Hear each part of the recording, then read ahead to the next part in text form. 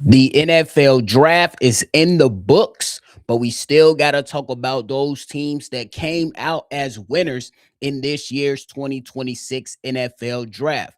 And then I have a number of questions after the draft, like why did the Detroit Lions draft Blake Miller? And a number of other questions that we'll get to.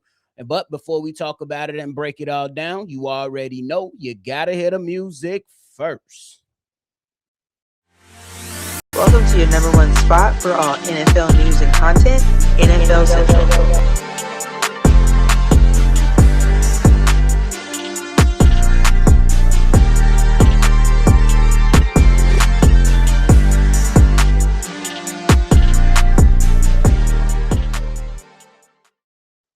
What's going on, NFL fans, and welcome back into another episode of NFL Central, your number one spot for everything NFL. I'm your host here, Bobby, and I am bringing you the latest around the NFL, and we're going to talk about the draft for the last time. Now we move on to other things, mini camps, other things that transpired, but I wanted to come out here and just talk about some of the winners that I had during at the conclusion of the NFL draft, man. I think it was a lot of excitement. It was very long process. I'm not even gonna lie to you, and I'm all drafted out. But let's go ahead and put the cherry on top and just talk about some winners from the NFL draft. One of the first winners I have to talk about is the Miami Dolphins. Throughout their draft process, they needed a lot of talent and they brought in a lot of talent. I'm not going to go and break down every single name for the Miami Dolphins, but some notable names for the Miami Dolphins in this year's draft. I believe they got some really good players throughout the entire draft. Just some notable names that I really like is that you went out there, you get yourself an offensive tackle in Caden Proctor. You get one of the best linebackers in this draft at Jacob Rodriguez. You get a versatile defensive player, linebacker slash safety in Kyle Lewis out of Pitt. And you get a wide receiver in Chris Bell, who we broke down on this channel. And man, with him coming off this injury, I am excited to see what he can do for the Miami Dolphins. I have them as winner number one. Winner number two is the Tampa Bay Buccaneers. The Tampa Bay Buccaneers, they drafted Reuben Bain Jr., they get a tackling machine and linebacker Josiah Trotter. They get a really good wide receiver who I believe is going to help them tremendously in Ted Hurst. And they come out with defensive back Keontae Scott. That's just to name a few of their picks in Tampa Bay. And they are my second winners of the day. Now, this team in the NFL, I believe absolutely should be considered one of the top winners, if not the top winner, and that is the Cleveland Browns. Just some of the notable names that they picked up is Spencer Fano, offensive tackle, Casey Concepcion, wide receiver, Denzel Boston, wide receiver, and Emmanuel McNeil Warren, literally the third best safety in my eyes in this year's draft. You get offensive help from the offensive line, two wide receivers, and a really good safety that is going to be a monster in Todd Bowles. No, excuse me, for the Cleveland Browns, bro. That is a hell of a draft by Andrew Berry and the Cleveland Browns. They are adding talent after talent because, last year they had themselves a really good draft.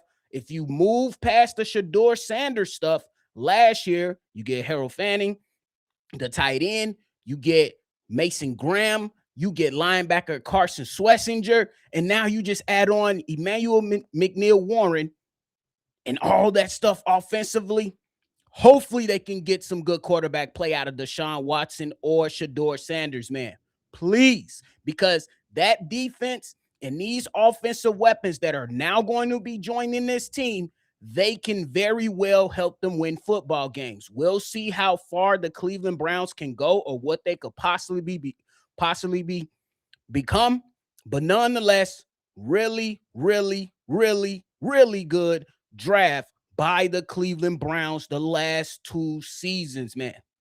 Very, very excited.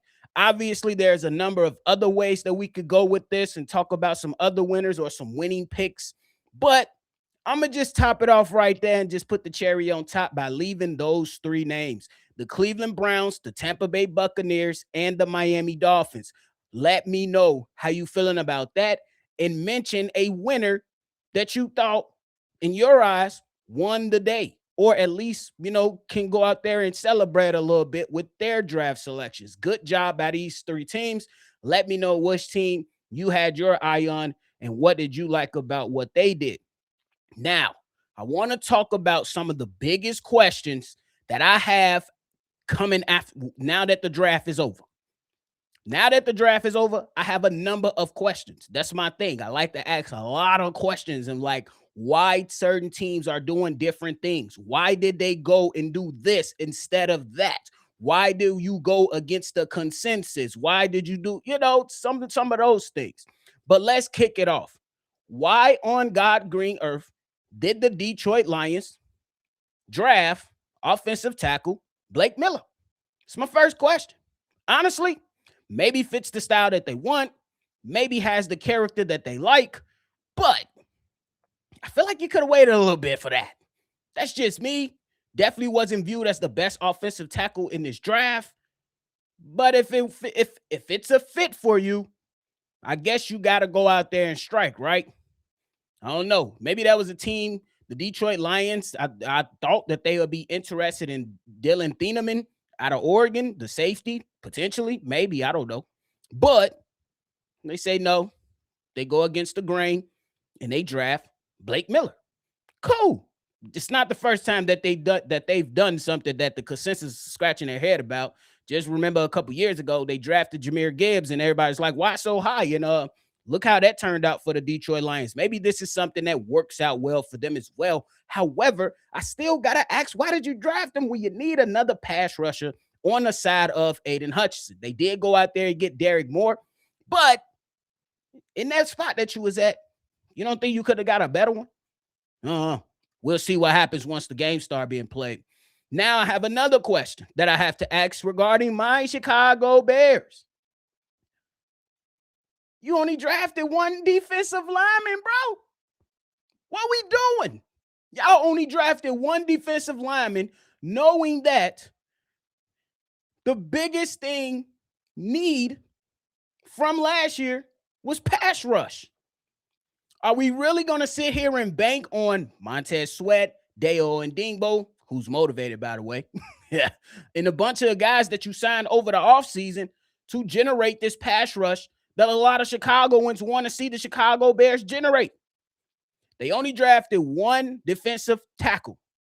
No edges. No Merc. Like, what? So that's one of the biggest questions I have regarding my own team. The next question I have, and I need y'all to follow me for this one. I need you all to follow me for this. Did the New England Patriots screw up the Bears draft plans for 2 seasons in a row? Follow me. Last year, the Chicago Bears are sitting in the 2nd round. Cooling. We knew that they needed a running back at that time. The New England Patriots swipe up Travion Henderson. This year's draft, I hope you still follow it.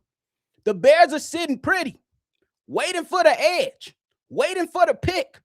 The New England Patriots trade ahead of the Chicago Bears and select Gabe Yakus out of Illinois.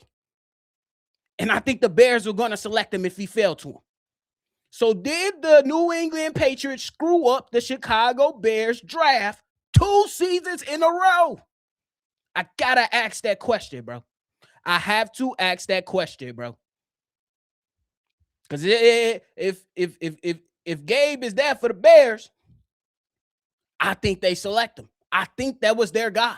He fits what Dennis Allen wants to do. He is a really good pass rusher coming out of Illinois. Me personally, he should have been viewed as a higher prospect than some of the others that were selected before him. But, man, did the New England Patriots jump in and do some crazy stuff. 2 years in a row to the Chicago Bears. Are they sticking it to us for 85? That's all I want to know. That's all I want to know. That's all I want to know. Now, another question that I have is Rams. Did you really have to take Ty Simpson at 13, bro? I think that's the obvious question after the draft. Did you really have to take Ty Simpson at 13, bro? You didn't want Mekhi Lemon. He was right there. We know Puka, he getting himself in order at rehab. But we do know he got a history of, being a little off his rocker. Maybe rehab will help him. You know what I'm saying? I'm not gonna joke about somebody trying to fix themselves. I'm cool with it. But damn, y'all had to go take Ty Simpson, bro. Y'all had to do that. And then Sean McVay comes out and say, look, y'all just got to accept the fact that I'm grumpy. It's okay, man. The damn draft have me grumpy too, bro. I ain't gonna lie. And you probably more involved than me. Well, I know you're more involved than me. I'm not going to act like I've been out there scouted doing all the shit that Sean McVay is going to be doing. He's a grumpy man. The draft had a lot of us grumpy. Us content creators grumpy as hell after the draft. We done with it. We done with it. We are happy that it is over.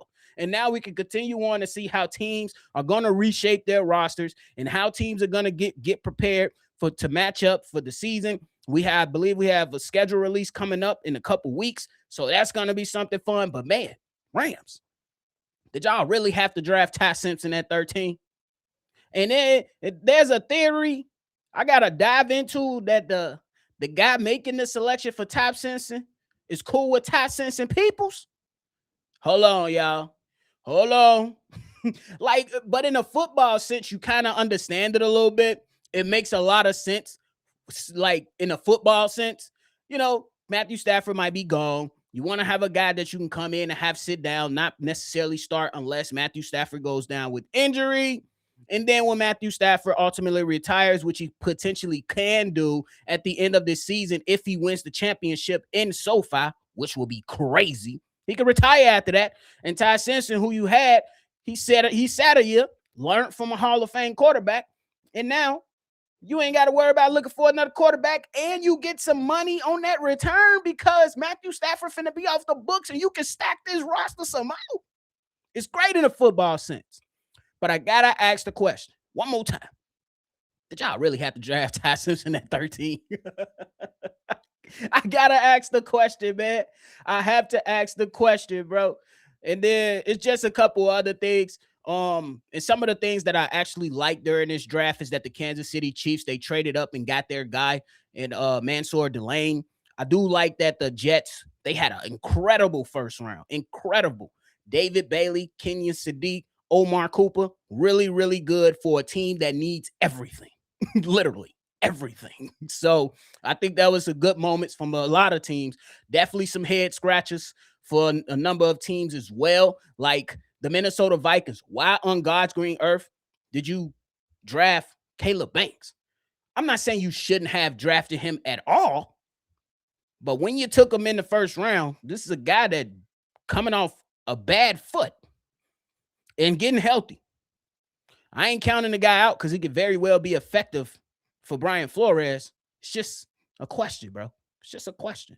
But hey, that is it for me today, y'all. I appreciate y'all for tuning in to another episode, man. Make sure before you get up out of here, you hit that like button and subscribe to the channel. Let me know some of your winners of the day. Let me know some of the questions that you had or that you still have after this draft. Let me know all that down below. We're going to chop it up on these topics. But hey, I appreciate y'all. Make sure you always love football. And y'all already know I'm going to catch y'all on the next one for sure. Peace. This has been a presentation